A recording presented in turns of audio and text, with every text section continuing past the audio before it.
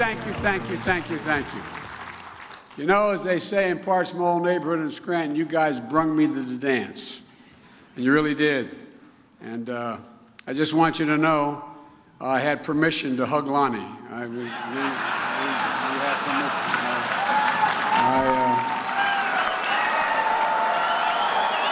I don't know, man.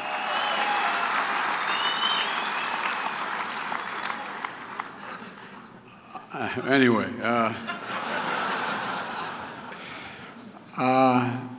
look, it's great to be with you, for real.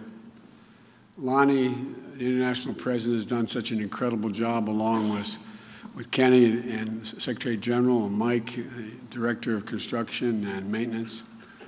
But before I begin, I want to say something to you all. Congratulations. And here's what I mean by that. Congratulations, because you guys are leading the union movement back.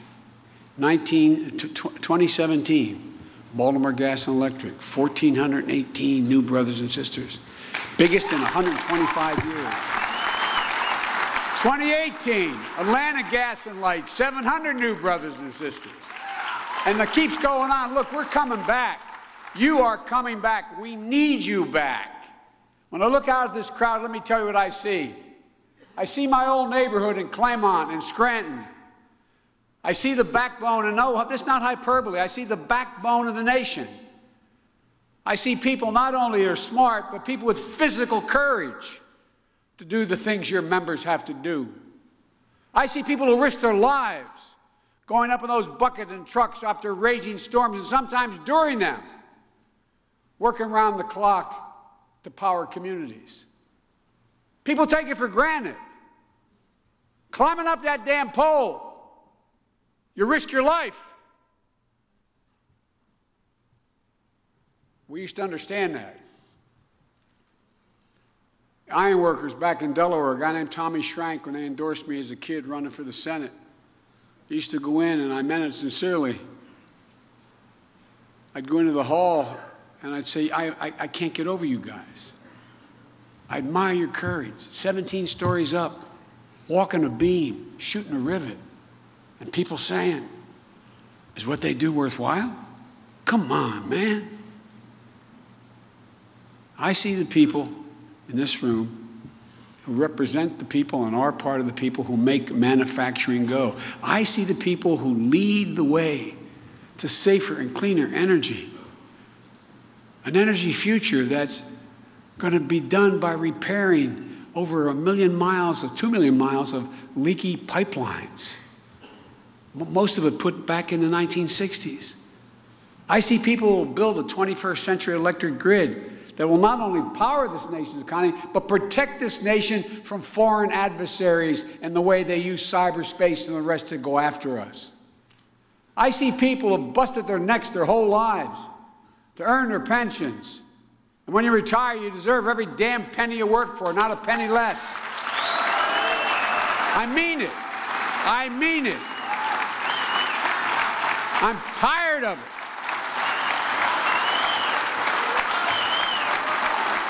Look,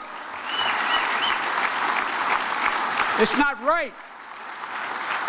I see people, like millions of people across this nation, who get up every single day, go to work, raise their families, pay their taxes, volunteer in their communities, and make the country work. And all you're looking for is to be treated fairly, with respect, with some dignity.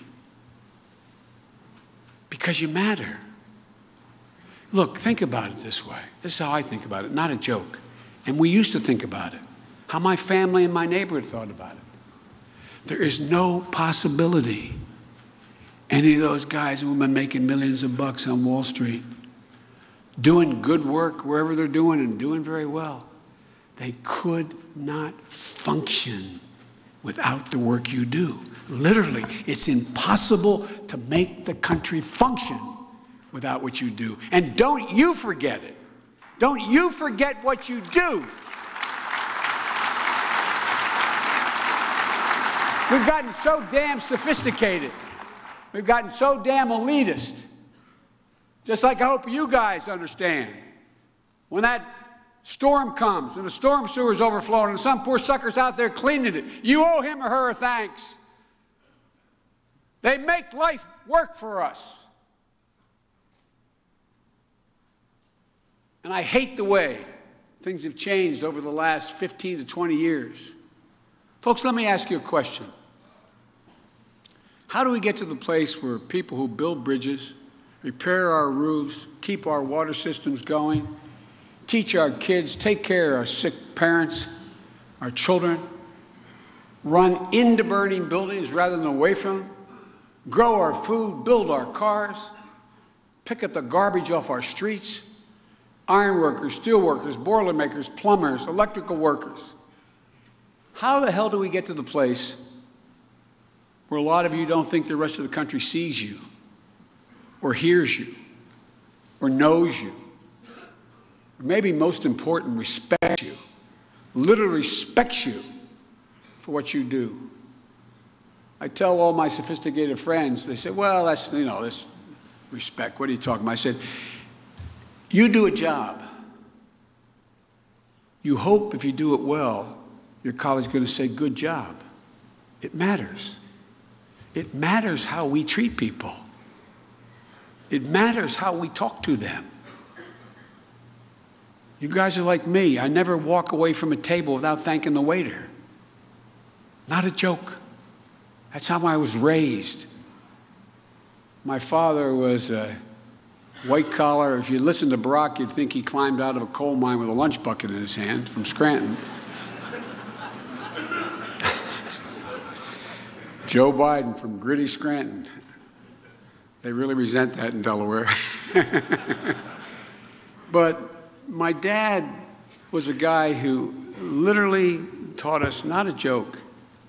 He said, every single person, not a joke, deserves to be treated with dignity. I've never once saw my father, never once saw my father, whether he's walking into the DuPont building and the CEO walked by, to say hi and say hi to the shoe shine guy. I never once saw my father not treat every one of his employees. He was a general manager of a large car dealership. I never once saw him didn't treat him. He thought the worst thing that could happen, the worst sin of all, was the abuse of power, economic power, political power. He said the cardinal sin was for a man to raise his hand to a woman or a child. But my father insisted that everybody be treated with respect. Hello, how are you? Great job, thanks. Simple, basic things that let people know what they do matter. Their work matters. Their job matters. They matter. Let me tell you something. And this is not a political statement, this is a statement of fact. This country was not built by Wall Street bankers and CEOs and hedge fund managers. A lot of good people, they're decent people. It was built by the great American middle class, the most significant economic power in all, for real. That's the American story, a story of ordinary people from the neighborhoods you and I grew up in, going out and giving half a chance and doing extraordinary things. And how do you think we built the great middle class? I've been saying this for 45 years. Unions. Unions. That's a fact. Unions. Some politicians are afraid to use the word union. Not me. Unions built this middle class. For real. I think we even forgot it. I think we've forgotten. My grandpa Finnegan used to say, Joey, you're union from belt buckle to shoe sole. He said it more colorfully than that. If you have any doubt that you guys and women built the middle class, just think about it. The sacrifices you made, all the dues you paid, the picket lines you've walked, the negotiations you've sweated through, all those sacrifices, they didn't just benefit you. They benefited every American worker. Now here's the deal, guys. There's no one who has done more, including the political system, congressmen, senators, governors, no one who has done more for non-union labor than unions.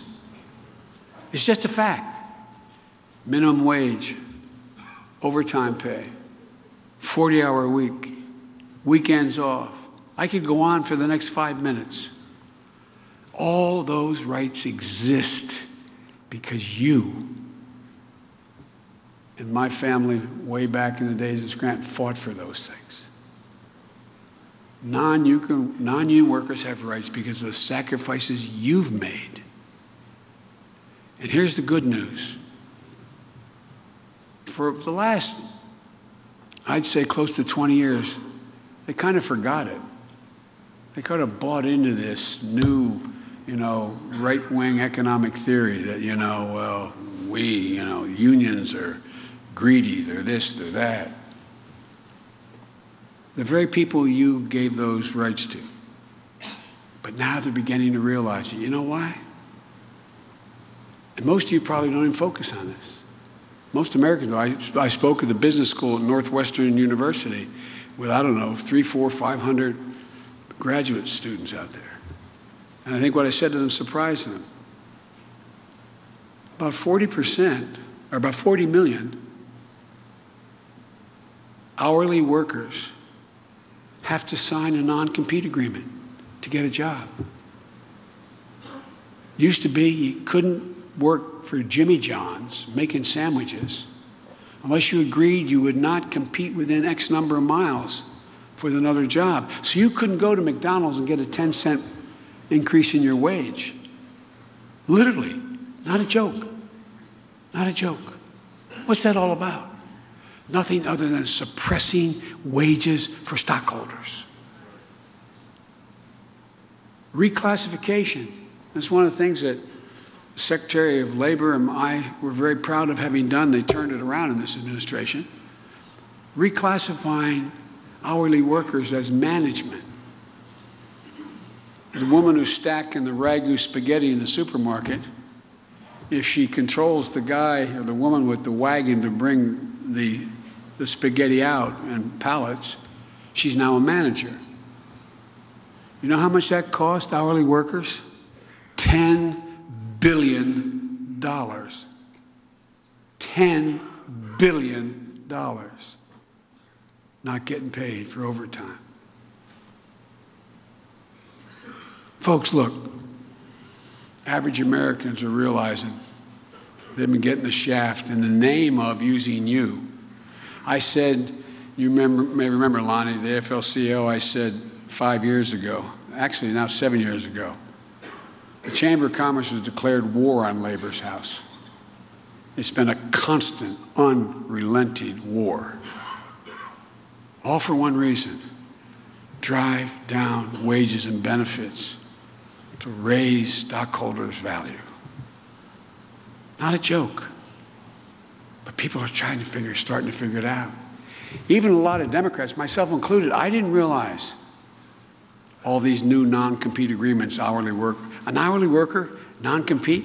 If you are a hair braider, you braid people's hair, you have to get a license to do something like 400 hours of training in another state to move in to be able to braid hair.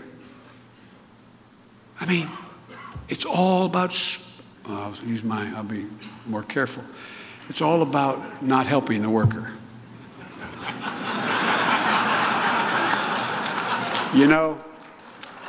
One of the things I love about the IBEW is this. You get what my father has always said. When my father left Scranton, when Cole died, he was a salesperson. There were no good jobs. The community was dying. And I remember him walking up the stairs of my grandpa's house, sitting at the end of my bed. I think it's the longest walk any parent can make, to tell their kid, honey, you can't go back to the same school. we're losing the house, honey. We can't live there anymore. You're going to go home and live with Grandpa. It's only going to take about a year. Hey, all those kids, you want to come up on the stage, you can come up. It's okay. Come on up. Come on up. Just go and sit here. Come on.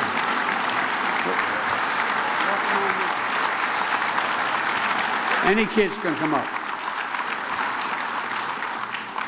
So, how you doing? What's your name? Hi, Nick. Jocelyn. Hi, Jocelyn.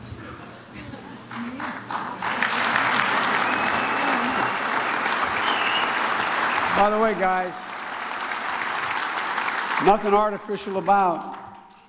If we don't win, if you don't win, you got a problem. If you win, we win, their future. Right? You realize 54% of the American people think their children will never reach the standard of living they've reached. That's never happened before. 54%. And you guys can sit in the edge or what? I don't want you to have to stand all alone, but it's up to you. By the way, he gave me permission to touch him. All right? Why don't you sit in the room right there? Sit right here. I don't want you to have to stand. I'm sorry it takes so long, guys, but everybody knows I like kids better than people. But look, my father, when we moved down to Claymont, every time there'd be a recession, like the neighborhood you guys grew up in, somebody in the family lose a job or get laid off. It may be temporary, but, you know, a neighbor. My dad used to say, Joey, a job's about a lot more than a paycheck. It's about your dignity. It's about respect. It's about your place in the community. It's about being able to look your kid in the eye and say, honey, it's going to be okay, and mean it. Think about it. That's what a job's about. It's so much more than a paycheck. But a lot of people can't do that today. As I said, they don't believe that their children are going to be in the same position they were. They feel hopeless. They feel left out. Fear has crept into so many places around this country. So many times in our past, the worst among us, act like in the past, are preying on those fears to divide us. Why are you not have a job? Why are you getting a low-paid job? It's the other. It's the other. It's that immigrant. It's that black guy. It's that divide us. Divide us. It's an ugly extremism. It's on the rise in this country. We saw it most vividly in Charlottesville when Klansmen and white supremacists and neo-Nazis came out of fields, crazed faces illuminated by torches with bulging veins, burying the fangs of racism, chanting literally the same anti-Semitic bile. The same anti-Semitic bile chanted in the streets of Nuremberg and Berlin in the 30s. A mean pettiness has overtaken our politics the last decade. Sometimes it seems like we can't govern ourselves because we don't talk to one another anymore. We barely talk to one another.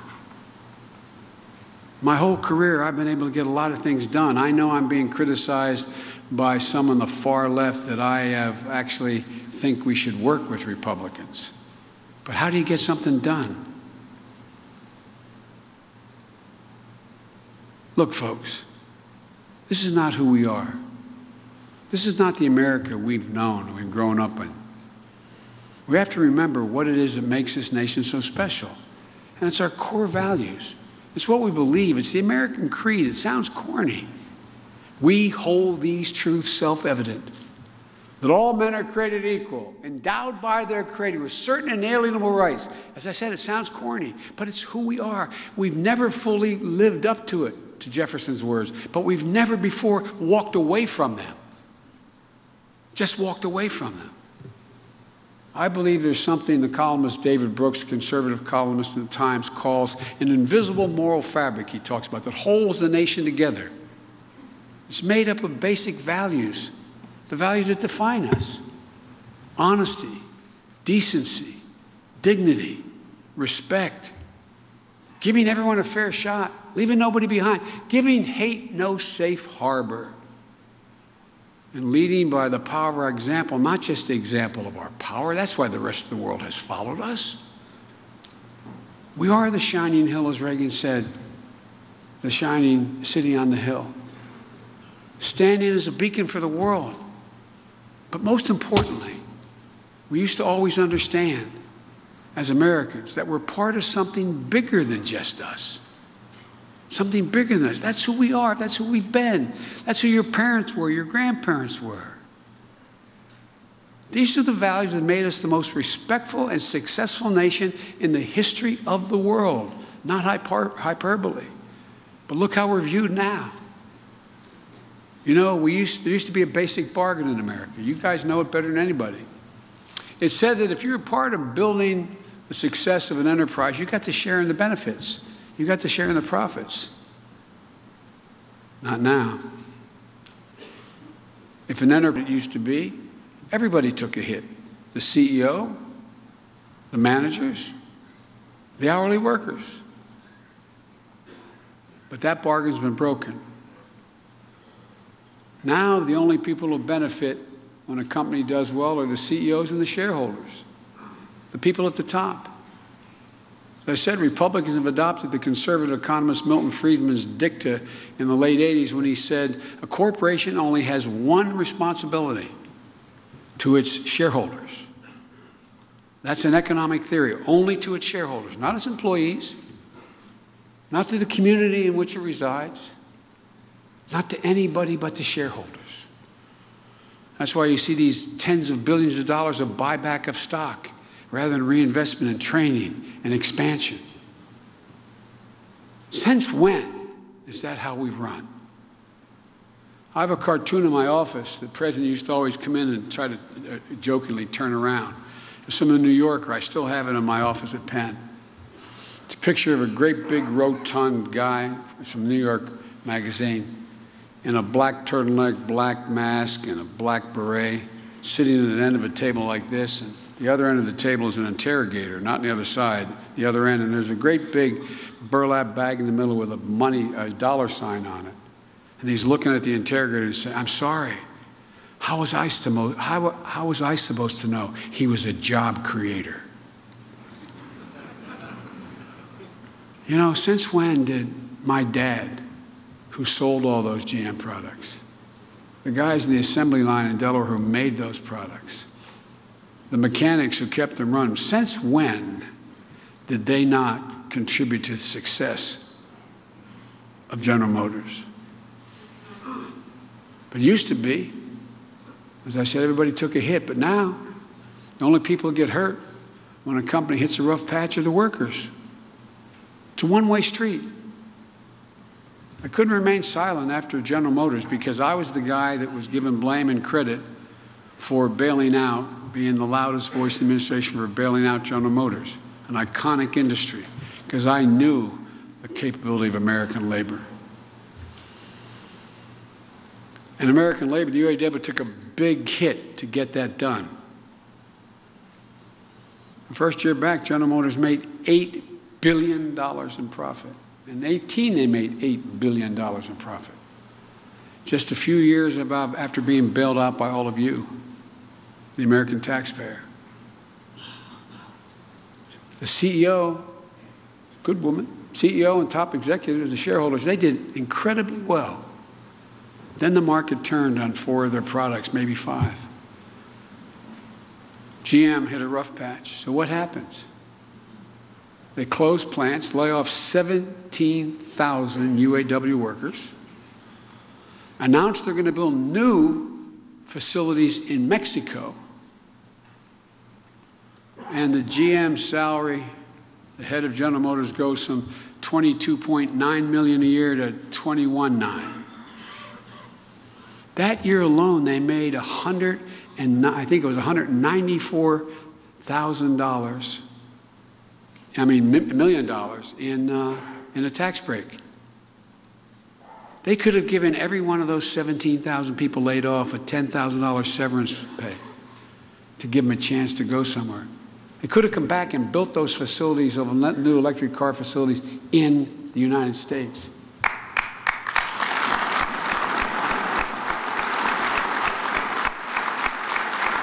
But guys, now it's every single cent you save.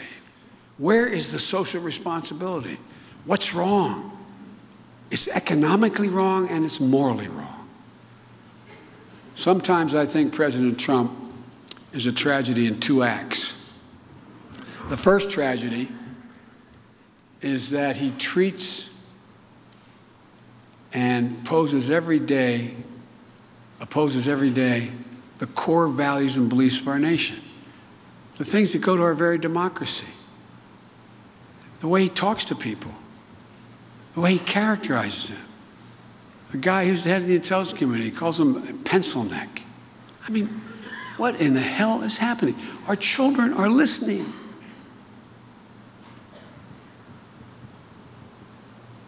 Second tragedy is he's so consumed with personal grievances, so obsessed with the past, that for 3 years now, America has been focused on the past, not the future.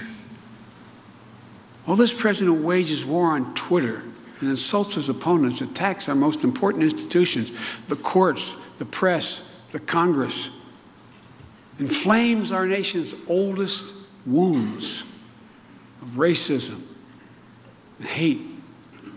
The rest of the world's passing us by. Whether it's China is now focusing on 5G, or the rest of the world's embrace of the Paris Climate Accords, look around. None of these countries are waiting. No one's waiting. We better wake up.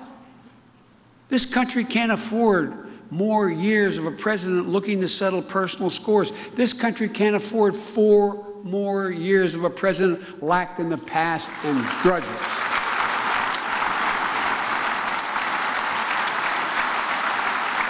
We've got to get moving. You guys know better than anybody else. You know the 21st century electrical grid can mean America, a great deal for America, both in terms of our economy and our national security. You know the skills and job training that are needed to handle that new grid. You know the kind of good-paying jobs that are great. You know these are jobs of the future. Whether it's working with community colleges or job training programs, apprentice programs, you know how to get it done. Some things. The same thing goes across the board, from repairing and replacing those pipelines that were put in the ground in the 60s, a couple million miles of it.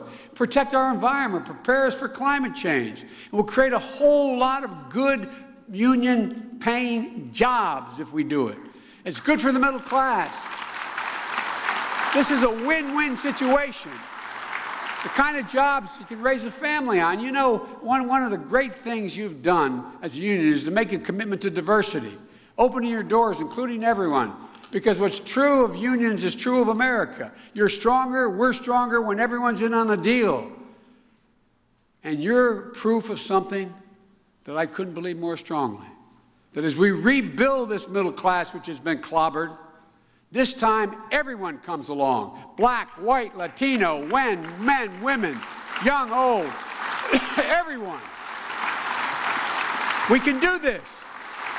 It's time to put our petty politics aside. It's time to start talking with one another again. Politics.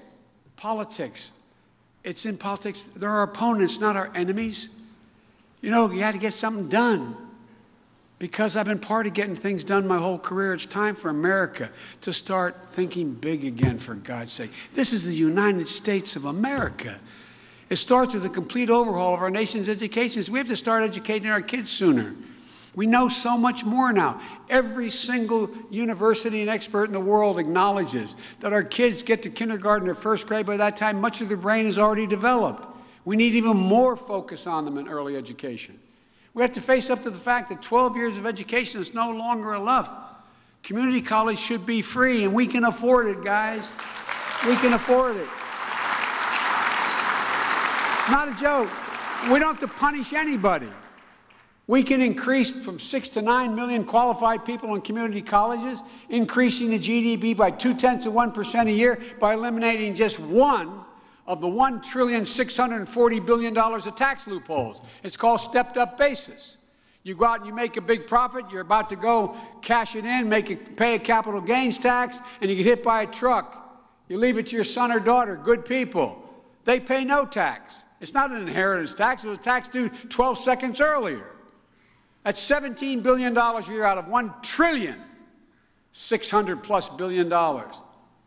It costs $6 billion a year to put everyone in a community college who's qualified, and that loophole is $17 billion. You can take the other 11 and reduce the deficit, for God's sake. No one gets hurt. No one gets hurt.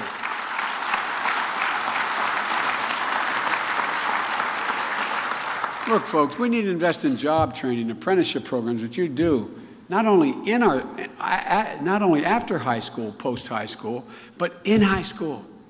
Look around the country now. When we grew up, you could learn whether or not you liked working with your hands. You had shop, you had automotive kinds, you had they don't exist in 90% of the schools anymore. What the hell's the matter with us? I did a study for the president, the jobs of the future. We need, for example, 57,000 more plumbers, 77,000 more, the list goes on. And you can make a decent wage. We should work to generate consensus. Democrats and Republicans, we should know one another. If I know your husband or your wife, and you're a senator or a congressman, and I know they have breast cancer, or I know that you have a son or daughter with an opioid addiction, or I know you just lost your brother or sister, it's hard to dislike you. I know you.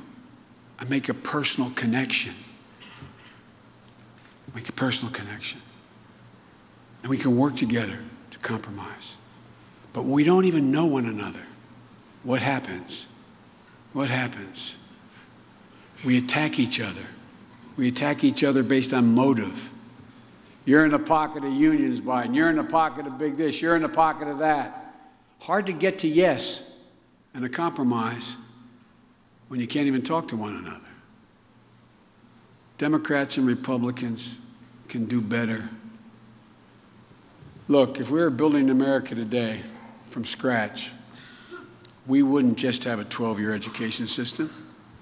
The reason why we led the world beginning of the 20th century is because the only nation in the world that had universal 12 years of public education.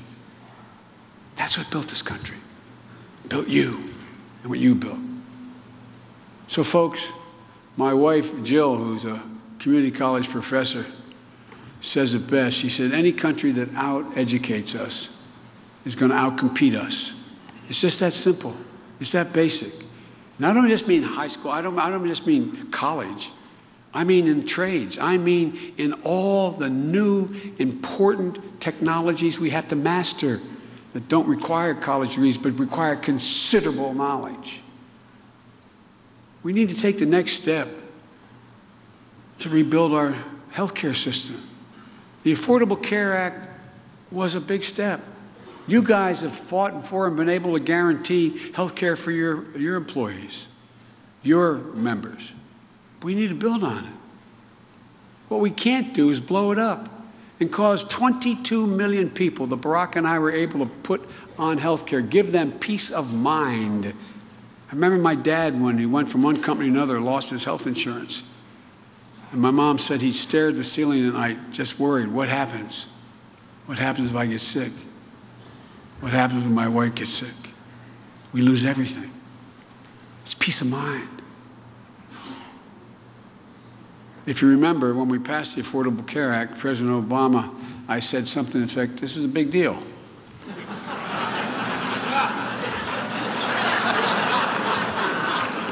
I swear to God, I turned around this way, whispered in his right ear, and I swear somebody had to read my lips because it wasn't on. Anyway, thank God my mom wasn't around. I'd be dead. But look, it was a big deal. Obamacare is how we finally protected people with pre-existing conditions. Obamacare is how we made it possible for kids to stay in their parents' policies till they were 26, and so much more. And folks, every day I worked alongside the president as vice president, but I was never more proud to have participated in anything other than passing that bill. And as you all know better than anyone, we need a massive commitment to rebuilding our infrastructure. Republicans used to support infrastructure. What happened? The Erie Canal was built by a Republican governor, for God's sake. And we can do it by leveraging public money and private investment. But we can't wait. We can't have the 21st century economy and a 19th century infrastructure. We need to face the facts that climate change are coming. And it's here. No amount of burying our heads in the sand is going to change that. Look at what just happened to the U.S. Strategic Command in Nebraska because of the flooding of the rivers out there in Nebraska. Seriously impacted on our nuclear deterrence. Flooded out our base in the United States of America. The Strategic Air Command was rendered in a very precarious position because of climate change. It's not only a threat, it's an incredible opportunity.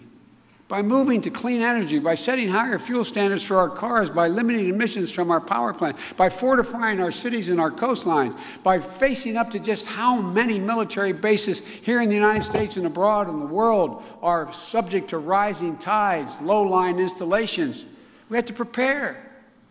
But it will create jobs, make us stronger. And one last thing, we need big goals to inspire this nation. For me, that means ending cancer as we know it. And we can do it.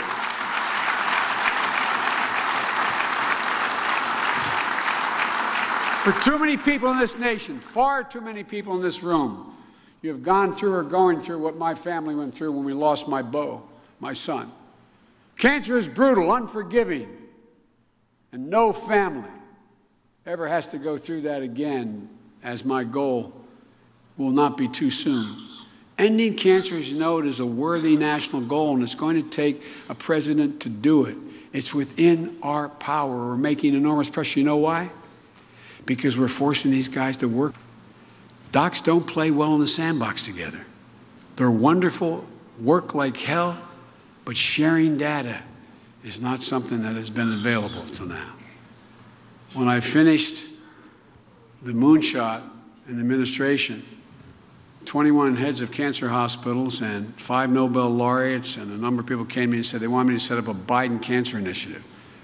I said, I've read everything I can about cancer and its cures and what needs to be done. But I said, I'm no expert. I said, why me? He said, you do two things well. You can convene people and you can shame them. I thought, that's a hell of a thing. But folks, I can honestly say I'm more optimistic today than when I got elected as a 29-year-old kid, not just about what we can do to cure cancer, but about America. America's in a better position, I'll end with this, than we've ever been in our entire career if we just get up off our feet, our backside, stand up, remember who the hell we are. We have the largest economy in the history of the world. We have the most powerful military in all of history. We have the most innovative entrepreneurs in the world. We have more great research universities in America than all the rest of the world combined. As my wife would say, Google it. We have the most agile venture capitalists. We have the most productive workers in the world. That's a fact. That's a fact. 3 times as productive as workers in Asia.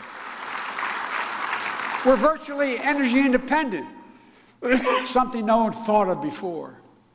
Folks, there's no reason why we can't own the 21st century.